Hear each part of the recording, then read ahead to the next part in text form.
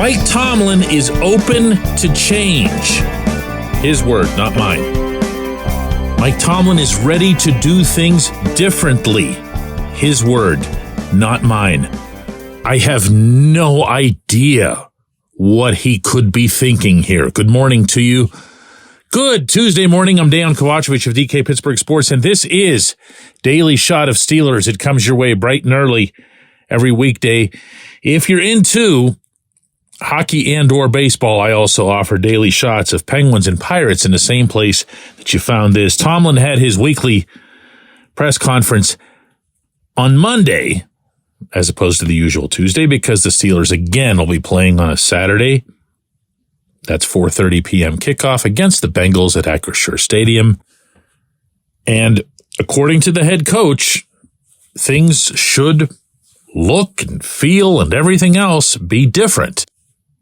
Here's that right from his mouth.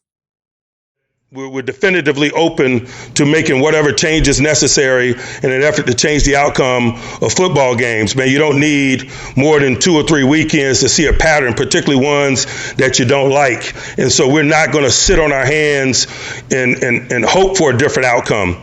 And so we're in the midst of working through some of those things right now. Oftentimes, the discussion comes down to players or divisional labor, but make sure that you understand that those conversations are not exclusive to that. The strategic component of it is huge in terms of what we're asking people to do collectively and their ability to execute it. Now, with practice for the week beginning today at 12:30 p.m., it's not going to be known by anybody what he might have in mind, other than that he took the opportunity to announce, and I mean before any questions were taken, that Mason Rudolph will be the quarterback against the Bengals. And he did so in a pretty pronounced way, making very clear how unhappy he was with Mitch Trubisky's performance, and then adding on some stuff about how Mason has earned this chance, et cetera, et cetera.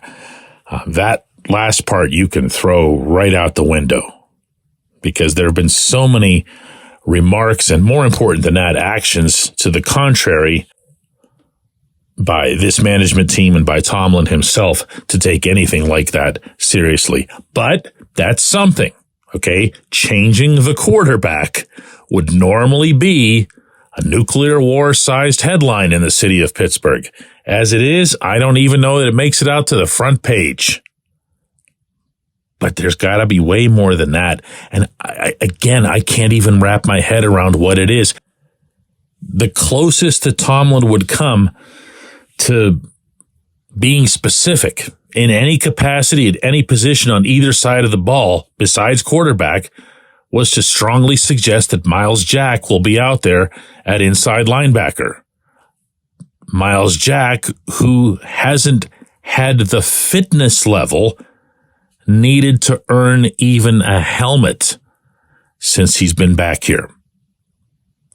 But that's the change. That means Michael Walker, I presume, who was just awful in Indianapolis, would come out. That means Mark Robinson will go in. The Steelers don't trust him at all when it comes to stopping the pass. They like his ability to close and to tackle, but not the rest.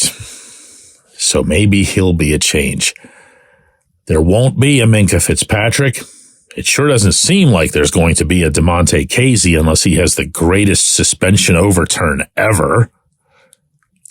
So you're looking at what at safety? Miles Killebrew coming off of special teams? Trenton Thompson presuming he's okay after he had his own in-game injury in Indianapolis. You see where we're going here? I mean, you want me to keep doing this? Because I can. Probably the only meaningful thing that I think Tomlin could pull off in terms of the scope of the change, not necessarily the potential effectiveness of the change, is to shake up the offensive line. I would sit Dan Moore in 2 seconds after what he did against the Colts. Actually, I should say after what the Colts did against him. I could say the same thing for Mason Cole. I could say the same thing for James Daniels, who might have had his worst game ever. Heck, Broderick Jones didn't play well. That was a first. Jones got schooled. So I could do something if the goal is some sort of message sending or weeding out the people who aren't trying hard enough. I could go ahead and bring Chuks Okorafor back onto the field and move Jones over to left tackle. And even if I didn't touch anything on the interior, even if I didn't go completely wacky and bring in like Nate Herbig at center or something and run all the risks that come with that, I should add the communication factors, all the scheming and the planning and the adjusting that have been done with the two running backs. Even if I throw that out, I'm still probably just getting a wash here, right? The immediate stuff, the short-term stuff, that's going to suffer. It has to. It has to. That positional group is built in a healthy setting on consistency, on camaraderie, on having that little understanding of who's going to be there for you to chip this person or that person. You can't do that between now and Saturday. Oh, and besides, remember that the last time the Steelers faced this particular opponent, out in Cincinnati no less, they kind of had their way with them offensively.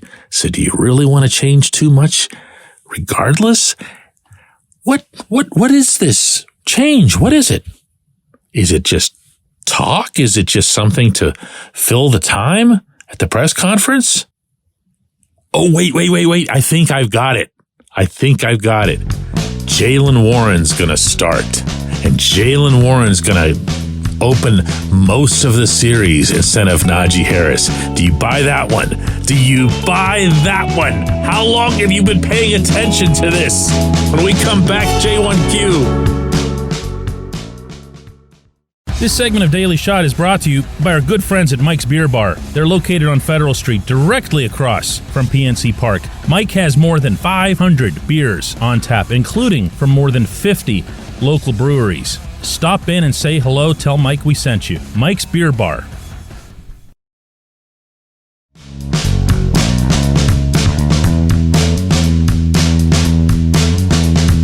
Today's J1Q comes from Craig, who says, wow, DK, I didn't think DeMonte Casey would get tossed from the game, much less be suspended for the rest of the NFL season. I'm not a rules expert, but it seems like Casey's being used as an example for whatever reason. Would you agree? Yes, Craig, I would. 100%. But that doesn't mean that I necessarily disagree with the ruling. And I know that's not going to be a popular view within this particular audience. But when I saw the hit live, I didn't like it. I didn't like the body language. I didn't like what I felt was intent. What's really important in the league's ruling, if you read the letter that the league wrote to Casey, is that they saw intent. They pointed out intent, and then they feel that they supported their case by citing other examples from this season in which Casey was fine. What I don't think anybody could debate is whether or not it was a dangerous collision, regardless of intent. Incredibly dangerous. The receiver's flying in the air. Now, is it on the receiver to make sure that he's not doing things that could jeopardize his own health? Sure. Is it on Gardner Minshew to not throw hospital balls? Sure. But is it also on Casey to avoid what the league has determined to be an illegal hit? Sure. Yeah, absolutely. Now, the question that I've got that rises above all the rest is, to what extent did the league make this known to the individual athletes?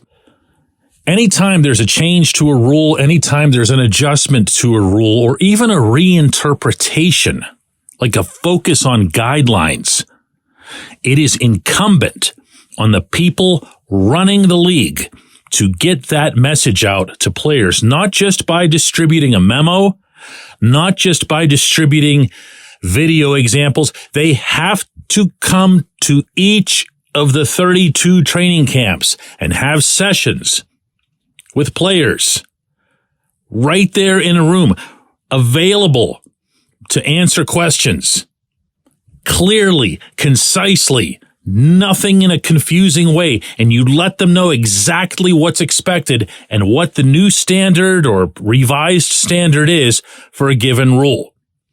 From there, you tell them why this is being done. That's the part that I don't know. That's the part where I can't say if the league did its job properly. Because I'd say with conviction, hey, this is just fine as long as everybody knew and as long as everybody understood. Except that my belief is they didn't do that, for example, with running backs. You know those two $48,000 fines Jaylen Warren's had this season, one of which was rescinded, both of which should have been rescinded?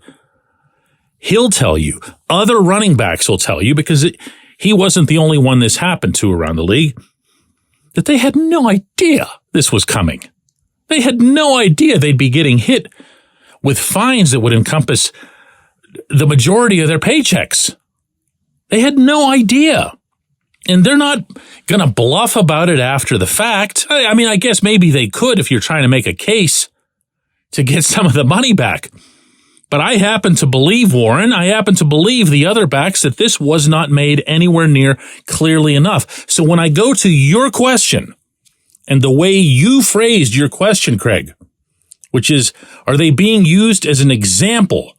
Yes, but they should not be used as an example after the fact, after not being duly informed about these changes. Now, the part of the conversation that doesn't interest me at all is, well, that's not the way football was when I was a kid or whatever. That game is gone. Anybody hoping for that to come back is going to have a whole flank of doctors in their faces, and they should.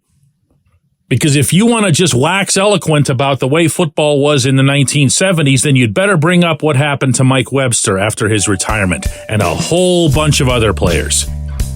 If you love football and you love football players, you don't just stop loving them or caring about them whenever they're done playing. I appreciate the question. I appreciate everybody listening to Daily Shot of Steelers. We're going to do another one of these tomorrow.